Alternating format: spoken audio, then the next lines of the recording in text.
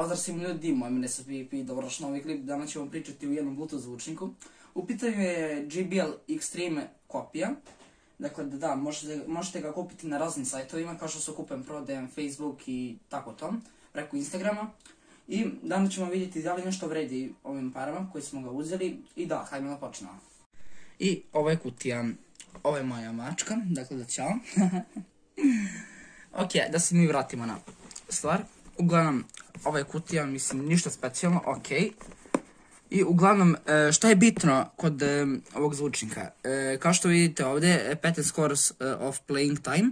Znači, može 15 sati da nam radi bez prestanka, ne na maksimum pojačano.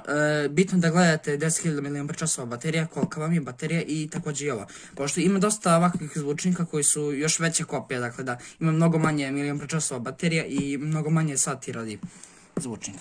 Sam. Ok, kao što vidite, ovdje imate kaiš, možete da ga povežete ovdje, mislim da ga zakačite, ono da stavite oko sebe oko struka i tako.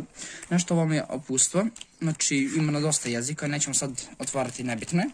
Ovdje imamo kabel na kome se puni, možete ga prikačiti na punjač ili na kompjuter, gdje god hoćete ga punite. Ovdje imate kabel za, možete da prikačite na kompjuter ako hoćete preko kompjutera da puštate muziku ili preko telefona. I evo ga sam zvučnik.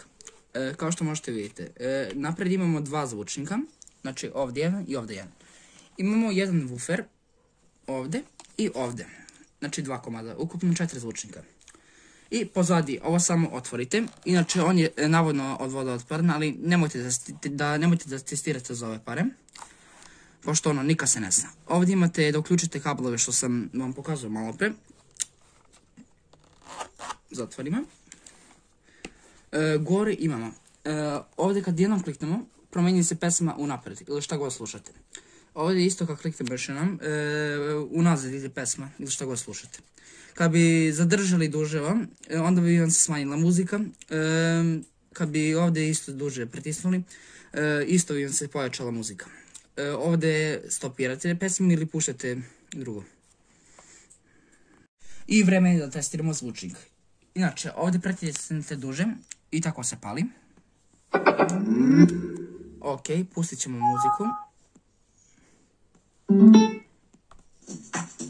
Počet ćemo do kraja. And when that happens, we're all in a circle as one. But the end of the day, and at the very end of the day, house music is defined as you. There's no other explanation.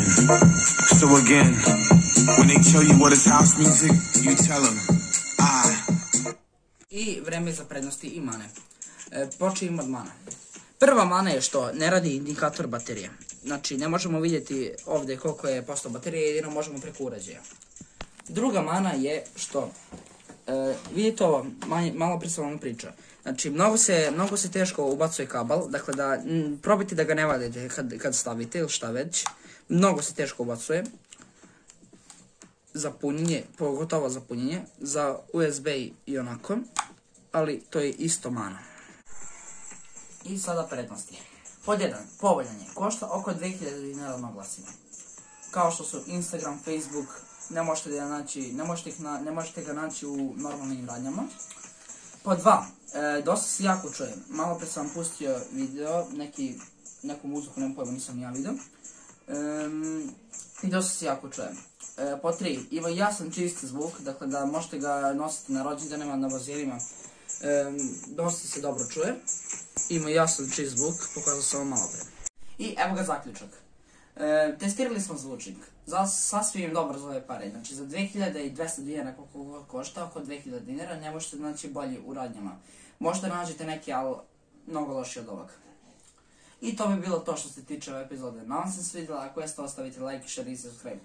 Zapratite me na Instagram ovdje. I vidimo se u sljedećoj epizodi. Pozdrav!